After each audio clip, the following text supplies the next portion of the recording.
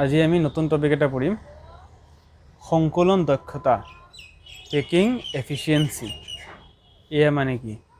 সংকলন দক্ষতা সংকলন আমি জানো ক্রিস্টালীয় যৌগৰ নিৰন্তৰ সংকলন পঢ়ি আহিছো আমি মানে ক্ৰিস্টালাইন সাবস্টেন্সৰ ক্লোজ প্যাকড স্ট্ৰাকচাৰ পঢ়ি আহিছো আমি মানে ক্ৰিস্টালীয় পদাৰ্থ কিদৰে সৃষ্টি আমি জানো কণাবোৰ এটা আনটোৰ নিশ্চয় ওচৰত থাকে মানে এটা পাৰ্টিকলবিলাক ক্লোজলি প্যাকড থাকে আৰু ইয়ালৈকে এটা 3D স্ট্ৰাকচাৰ বনায় হয়নে আমি বিভিন্ন প্ৰকাৰ 3D স্ট্ৰাকচাৰ পঢ়িছো HCP CCP সিম্পল কিউবিক নহয়নে এতিয়া হেই যেতিয়া গঠন সৃষ্টি কৰিব তো কণাবোৰ এটা আনটোৰ নিশ্চয় ওচৰত থাকে গতিকে ইয়ালৈকৰ মাজত থকা খালি ঠাই একদম ন্যূনতম থাকে কিন্তু একদম আমি ক্রিস্টালীয় যৌগ এটাৰ ভিতৰত খালি ঠাই আমি নাই বুলি ক'ব নোৱাৰো খালি ঠাই থাকিব ৰন্ধ্ৰ থাকিব আমি পঢ়িছো ইতিমধ্যে বিভিন্ন প্ৰকাৰ ৰন্ধ্ৰ পঢ়িছো আমি অৰ্থাৎ যেতিয়া কণাবোৰ লগ লাগি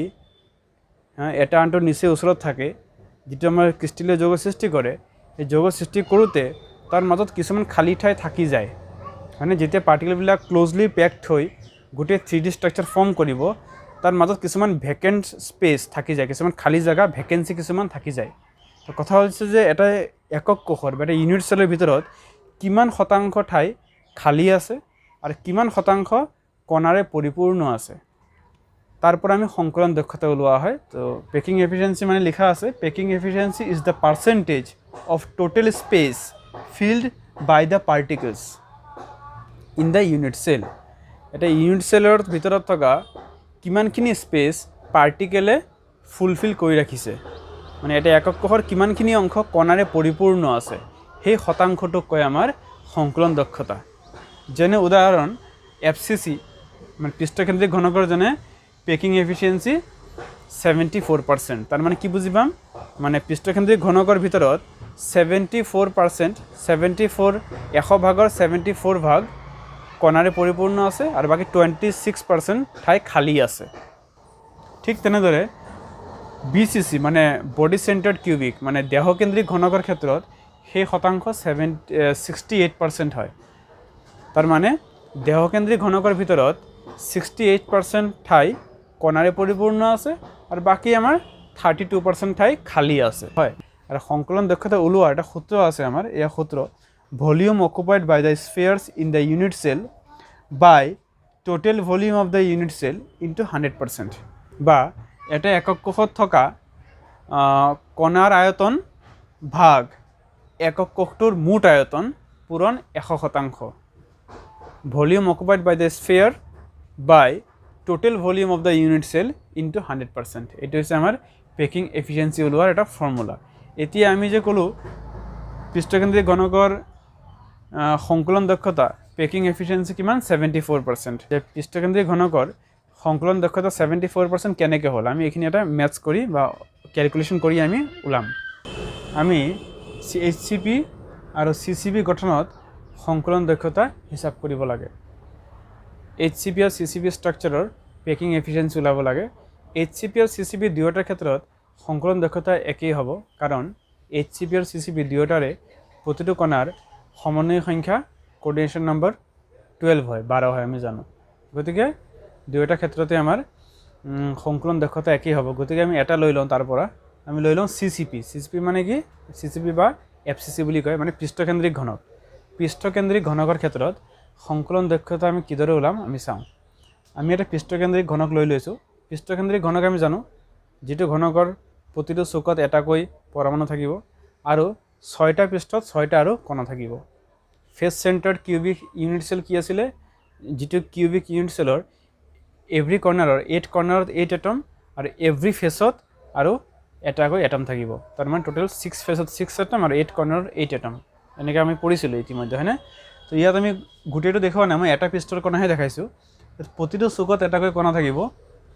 এভৰি কৰ্নাৰত এটাকৈ এটম আছে আৰু এভৰি ফেসত এটাকৈ এটম থাকিব আমি গুটেকেটা দেখুৱা নাই আমি খালি এটা ফেস এটা পৃষ্ঠৰহে দেখাইছো মই এইটো এটা পৃষ্ঠ ধৰি লোৱা মই নাম দিছো ABCD ইয়াৰ পৃষ্ঠ ইয়াৰ প্ৰতিটো চুকত কণা থাকিব তাৰে মই তিনটা কণা মাত্ৰ দেখাইছো তাত আৰু কণা আছে গুটেখিনি আমি দেখুৱা নাই তো বুজিবলৈ সুবিধা হোৱাৰ কাৰণে বুজাৰ সুবিধাৰ কাৰণে আমি তিনটা কণাহে দেখাইছো পৃষ্ঠৰ কেন্দ্ৰত থকা এটা কণা আৰু দুটা চুকত থকা দুটা কণা গতিকে এই যেটো পৃষ্ঠ ABCD এই পৃষ্ঠটো অলপ ভালকে ইফালে আঁকিছো অকমান বহলকে আমি আঁকিছো বুজাবলে আৰু আমি জানো ঘনকৰ প্ৰতিটো পৃষ্ঠ এটা বৰ্গক্ষেত্ৰ হয় হয়নে কিউবৰ এভৰি ফেচ এটা স্কুৱেৰ হয় এটা স্কুৱেৰ হয়নে গতিকে আমি ইয়াত কিছু কথা ধৰি ল'ব লাগিব আমি কি ধৰিছোঁ আমি ধৰি লওঁ let as length of the unit cell equal to a মানে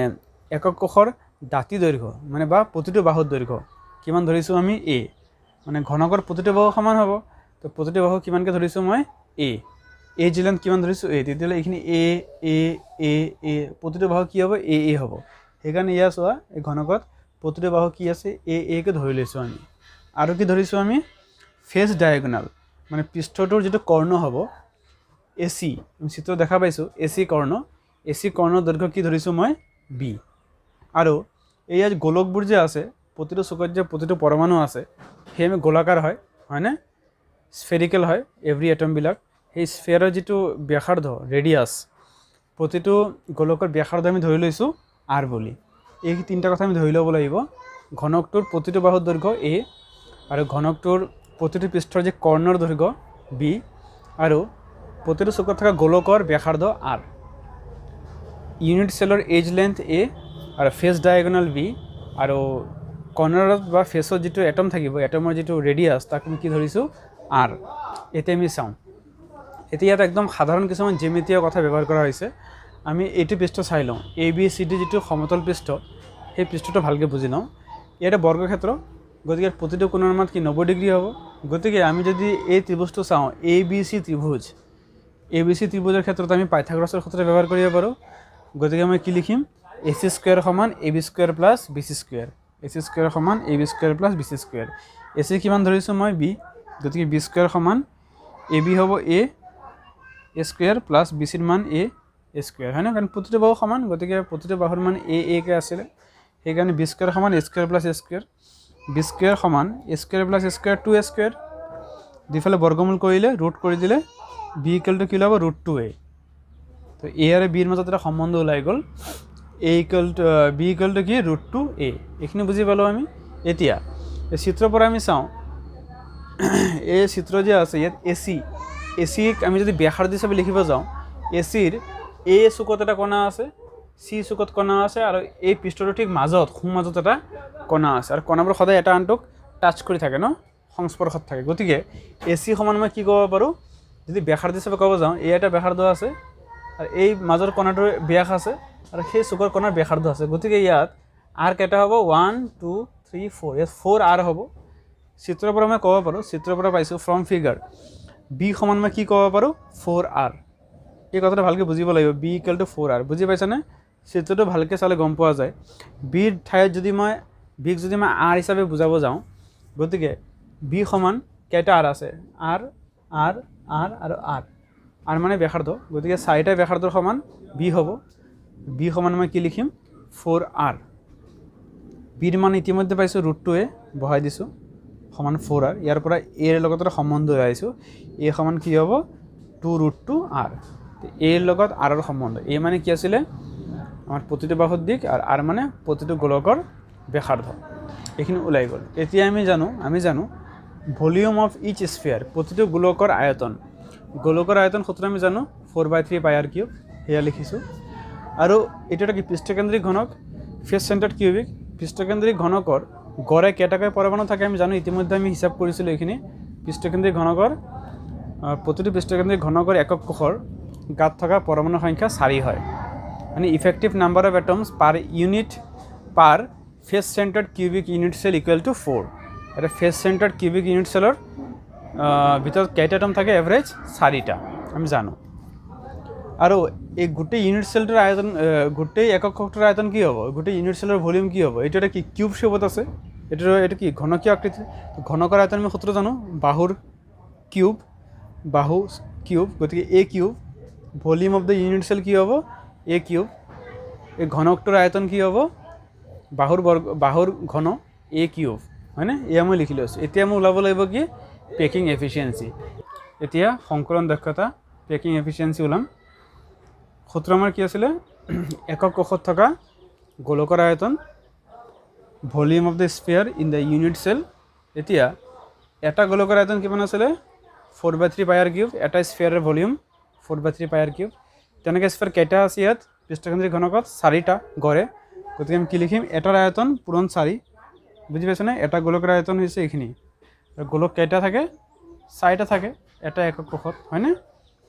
পূৰণ 4 ইনটু 100% এ লিখিলো বাই সূত্ৰ কি আছিল তলত এটা একক কক্ষৰ মুঠ আয়তন total volume of the unit cell volume of the unit cell লিখা আছে কিমান a কিউব ইয়া a কিউব লিখিলো একদম সিম্পল 4 4 গুণ 16 ইনটু 3 তলত লিখিলো মই পাই r cube into 100 a cube এতে এর মান আমি পাইছিলো a মানে কি পাইছিলো আমি 2√2r হয়নে ইয়াত এর মান বহাই দিছো বহাই দিওতে এখিনি অকমান সরল কইলো সিম্পলিফাই কইলো কৰি তোমালোক এখিনি কৰি চাবা ক্যালকুলেশন কৰি ভ্যালুটো ওলাই 74.07 মানে প্ৰায় 74 গতিকে আমি 74% বুলি ওলাম তো এই হৈছে আমাৰ পৃষ্ঠকেন্দ্ৰিক ঘনকৰ সংকলন দক্ষতাৰ মান গতিকে ফেস সেন্টাৰ কিউবিক ইউনিট সেলৰ পেকিং এফিসিয়েন্সি কিমান হ'ব 74% আমি এনেদৰে ফেস সেন্টাৰ কিউবিক ইউনিট সেলৰ পেকিং এফিসিয়েন্সি ক্যালকুলেট কৰিব পাৰো পৃষ্ঠকেন্দ্ৰিক ঘনকৰ আমি এইদৰে সংকলন দক্ষতা উলিয়াব পাৰো এতিয়া আমি দেহকেন্দ্ৰিক ঘনকৰ ক্ষেত্ৰত সংকলন দক্ষতা ওলাব চেষ্টা কৰো এতিয়া আমি বিসিসি মানে বডি সেন্টাৰ্ড কিউবিক ইউনিট সেলৰ পেকিং এফিসিয়েন্সি ওলাব লাগে এটা চিত্ৰ আঁকিছো মোটামুটি body centred cubic unit cell দেহকেন্দ্ৰিক ঘনকীয় একক কোষ হেয়া কি আছিল এটা ঘনকৰ প্ৰতিটো চুকত 8টা চুকত 8টা পৰমাণু থকাৰ উপৰিও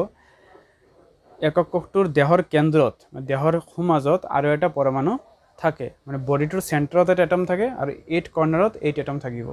ই হৈছে আমাৰ বিসিসি স্ট্ৰাকচাৰ এই আমি জানো এই গুটেকেটা পৰমাণু ভালকে দেখুৱা হোৱা নাই দুটা চুকৰ কণা ভালকে দেখুৱা হৈছে এ চুক আৰু এফ চুক ইয়াত নাম দিয়া হৈছে A B C D E F G H ঘনকটোৰ নাম দিয়া আছে তাৰ ভিতৰত আমি দুটা চুক এ আৰু এফ দুটা চুকৰ দুটা বিপৰীত চুকৰ কণা দুটা দেখাইছো আৰু দেহটোৰ কেন্দ্ৰত থকা যেটো কণা এই মাজৰ কণাটো দেখুৱা হৈছে ইয়াত বাকি প্ৰতিটো চুকত এটাকৈ কণা আছে সেই আমি ইয়াত দেখুৱা নাই তো বুজাৰ সুবিধাৰ কাৰণে আমি দুটা চুক লৈ লম এ আৰু এফ আৰু দেহটোৰ কেন্দ্ৰত থকা যেটো গোলক বা যেটো কণা হিয়া দেখাইছো মই তিনটা কণালৈ দেখাইছো এতিয়া আগৰ দৰে কিছু কথা আমি ধৰি ল'ব লাগিব ঘনকটোৰ প্ৰতিটো বাহুৰ দিশ মানে দাঁতি দৈৰ্ঘ্য আমি এ বুলি ধৰিম edge length of the unit cell A আৰু প্ৰতিটো পৃষ্ঠৰ যেটো কৰ্ণৰ দিশ ফেজ ডায়াগোনাল হিয়া কি ধৰিছো মই বি আগৰ দৰে আৰু প্ৰতিটো গোলকৰ ব্যাসাৰ্ধ কিমান ধৰিব লাগে আৰ এখিনি আগৰ দৰে হয় এতিয়া আমি এই চিত্ৰখিনি মানে এ ডি এফ এই ঠাইখিনি অকমান ভালকৈ ইয়াত দেখুৱা হৈছে কাষতে বুজাৰ সুবিধাৰ কাৰণে ঘনকৰ প্ৰতিটো বাহু এ আৰু যেটো ফেজ ডায়াগোনাল পৃষ্ঠকৰ্ণ এফ ডি হিয়া বি আৰু নতুন এটা কৰ্ণ আছে ইয়াত এ এফ মানে এ আৰু এফৰ মাজৰ দূৰত্ব হিয়া সি বুলি ধৰিছো মই এখিনি ধৰি লোৱা হৈছে এতিয়া ইয়াৰ পৰা আমি বুজিম in triangle E F D আমি চিত্ৰ চাম ই এফ ডি ত্ৰিভুজৰ এ কোণটো 90 ডিগ্ৰী ই কোণ 90 ডিগ্ৰী চিত্ৰত 90 ডিগ্ৰী যেন লাগা নাই কিন্তু আমি জানো ঘনকৰ প্ৰতিটো পৃষ্ঠটো বৰ্গক্ষেত্ৰ হয় আৰু বৰ্গক্ষেত্ৰৰ প্ৰতিটো চুকৰ কোণৰ মান 90 ডিগ্ৰী হয় গতিকে ই কোণটো 90 ডিগ্ৰী হ'ব 90 ডিগ্ৰী হলে আমি ইয়াত ই এফ ডি ত্ৰিভুজত পাইথাগোৰাছৰ সূত্ৰ মতে আমি কি পাম B square equal to A square plus A square চিত্ৰ চালে গম পাম আমি বি স্কয়াৰ সমান 2a স্কয়াৰ মানে বি সমান √2a এখিনি আগৰ দৰে একেই আছিল এতিয়া ইয়াত আহিব in triangle A F D এই ত্ৰিভুজটো ভালকৈ মন কৰা ইয়াৰ এফ ডি বাহুৰ মান বি আৰু এ ডি বাহুৰ মান এ আৰু এ এফ আমি ধৰিছো সি বুলি গতিকে ইয়াতো এটা সমকোণী ত্ৰিভুজ উৎপন্ন হ'ব কাৰণ ডি কোণটো এ ডি এফ এই কোণটো 90 ডিগ্ৰী হ'ব গতিকে ইয়াত এটা সমকোণী ত্ৰিভুজ উৎপন্ন হ'ব এটা ৰাইট এংগল ট্ৰায়াঙ্গেল প্ৰডিউস হ'ব গতিকে ইয়াত মই পাইথাগোৰাছ থিওৰাম ইউজ কৰিব পাৰিম গতিকে মই কি লিখিম মই C square equal to A square plus B square মানে এ এফ স্কয়াৰ সমান A D square plus F D square গতিকে C square equal to A square plus B square C square লিখিলো এ স্কয়াৰ লিখিলো B স্কয়াৰৰ জাগাত 2a square মানটো বহাই দিছো মই গতিকে সি স্কয়াৰ সমান 3a square implies C equal to কি হ'ব √3a সি আৰু এৰ লগত এটা সম্বন্ধ ওলাই গ'ল আমাৰ এখিনি থাকক এতিয়া আমি চিত্ৰ চাম এ এফ যেটো আমাৰ ৰেখা এ এফ যেটো কৰ্ণ তাত আমাৰ তিনটা কি আছে কণা আছে তিনটা কণা ব্যাসাৰ্ধ যদি আমি আৰ কে ধৰিছিলো মই গতিকে ইয়াত AF ঠাইত মই কি লিখিব পাৰোঁ 4R লিখিব পাৰিম আগৰ দৰে এইখিনি হৈছে R এইখিনি R এইখিনি 2R আৰু এইখিনি হৈছে R গতিকে R 2R আৰু R টোটাল কিমান হ'ব 4R হ'ব AF সমান কি লিখিম মই 4R এই চিত্ৰৰ পৰা আমি ধাৰণা কৰিব পাৰোঁ AF সমান কি হ'ব 4R AF মানে C মানে 4R C মানে কি পাইছোঁ মই √3A √3A সমান 4R গতিকে A সমান কি ওলাব 4/√3R তো এইখিনি A আৰু R ৰ মাজত সম্বন্ধ আমাৰ প্ৰতিটো ক্ষেত্ৰত আমি A আৰু R ৰ মাজত সম্বন্ধ উলিয়াই ল'ব লাগিব আগৰ আমি পাইছিলোঁ ফেচ চেণ্টাৰ্ড কিউবিক ইউনিট চেলৰ A সমান 2√2R পাইছিলোঁ ইয়াত আমি কি পাইছোঁ বডি চেণ্টাৰৰ ক্ষেত্ৰত A = 4/√3R এতিয়া ভলিউম অফ ইচ স্ফিয়াৰ প্ৰতিটো গোলকৰ আয়তন আমি জানো 4/3πr³ আৰু number of sphere per BCC unit cell দেহকেন্দ্ৰিক ঘনকৰ গাত গড়ে কেইটাকৈ পৰমাণু থাকে দুটাকৈ আমি এইখিনি ইতিমধ্যে পঢ়িছোঁ আমি আগতে পঢ়িছোঁ গতিকে BCCত নাম্বাৰ অফ স্ফিয়াৰ কিমান হ'ব 2 মানে দেহকেন্দ্ৰিক ঘনকৰ গাত থকা পৰমাণু সংখ্যা কি হ'ব 2 আৰু প্ৰতিটো ঘনকৰ আয়তন কি হ'ব প্ৰতিটো একক কোষৰ আয়তন এককটো ঘনকীয় আকৃতি ঘনকৰ আয়তন আমি জানো বাহুৰ cube volume of the unit cell কি হ'ব A³ এইখিনি আগৰ দৰে একে কথা গতিকে এতিয়া আমি ওলাম কি পেকিং এফিচিয়েন্সি সংকলন দক্ষতা সূত্ৰ আমাৰ কি আছিলে যে একক কোষত থকা পৰমাণুৰ আয়তন ভাগ একক কোষটোৰ মুঠ আয়তন পূৰণ 100% volume of the sphere in the unit cell by total volume of the unit cell into 100% গতিকে volume of the sphere in unit cell এতিয়া ইউনিট চেলটোৰ গাত স্ফিয়াৰ কেইটা আছে দুটা আছে আৰু এটা স্ফিয়াৰৰ ভলিউম কিমান ইমান গতিকে দুটাৰ কিমান হ'ব 2 পূৰণ 4/3πr³ বুজিছোঁ আমি এটা গোলকৰ আয়তন ইমান আৰু গোলক কেইটা আছে দুটা আছে গতিকে 2 পূৰণ ইমান ভাগ একক কোষৰ মুঠ আয়তন একক কোষৰ মুঠ আয়তন কি A³ volume of the unit cell A³ into 100% এইখিনি বুজি পাইছোঁ মই এতিয়া 4 × 8/3πr³ 100 এর ভ্যালু বহাইছোঁ A সমান কি পাইছিলোঁ 4√3R এর জায়গাত কি বহাইছোঁ 4√3R হোল কিউব এইখিনি কিউব কৰিলে কি হ'ব 8 লিখিছোঁ মই 3 টো তলত লিখি দিলোঁ এতিয়া 4 ৰ কিউব কৰিলে কিমান হ'ব 64 আৰু √3 কিউব কৰিলে হ'ব তোমাৰ 3√3 কিন্তু এটা তলত ভাগ আছে ভাগটো ওপৰত গ'লে পূৰণ হৈ যাব গতিকে ওপৰত লিখিলোঁ মই 3√3 পাইৰ কিউব লিখিলোঁ 100 লিখিলোঁ এনে কটাকটি কৰিলোঁ অকমান চাব পাৰা এইখিনি কৰি এইখিনি হিসাব কৰি চাবা কিমান ওলায় 68% ওলায় গতিকে আমি ক'ব পাৰিম দেহকেন্দ্ৰিক ঘনকৰ ক্ষেত্ৰত সংকলন দক্ষতাৰ মান কিমান 68% packing efficiency in body centred cubic unit cell কিমান হ'ব 68% আমি এনেদৰে এইখিনি কথা উলিয়াব পাৰোঁ এইখিনি খুব দৰকাৰী কথা আমি ভালকৈ চাই ল'ম এতিয়া আমি সিম্পল কিউবিক ইউনিট চেলৰ পেকিং এফিচিয়েন্সি ওলাব চেষ্টা কৰোঁ মানে সৰল ঘনকীয় একক কোষৰ সংকলন দক্ষতা কেনেকৈ ওলাম আমি চাওঁ সৰল একক কোষ সিম্পল কিউবিক ইউনিট চেল আমি জানো তাৰ মানে কি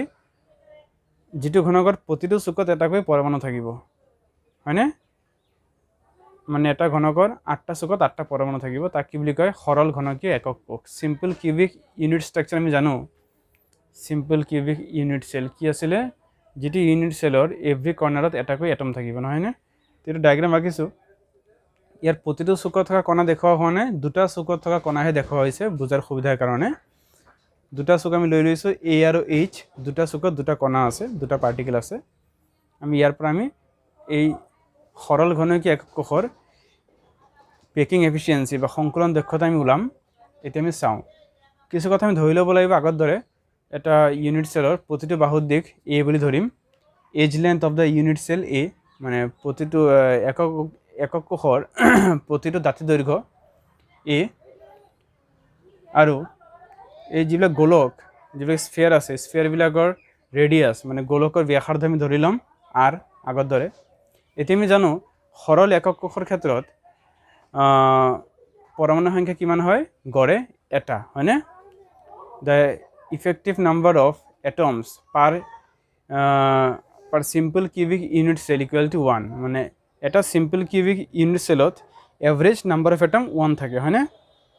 এইখিনি আমি ইতিমধ্যে পাইছোঁ গতিকে number of particle in simple cubic unit cell equal to 1 এটা সৰল ঘনকীয় একক কোষৰ গাত এটাকৈ পৰমাণু থাকে গতিকে এই ঘনকটোৰ আয়তন কি হ'ব আমি জানো বাহুৰ cube A cube volume of the unit cell A cube একক কক্ষটোৰ আয়তন এ কিউব আৰু প্ৰতিটো গোলকৰ আয়তন 4/3 পাই আৰ কিউব এইখিনি আমি জানো গতিকে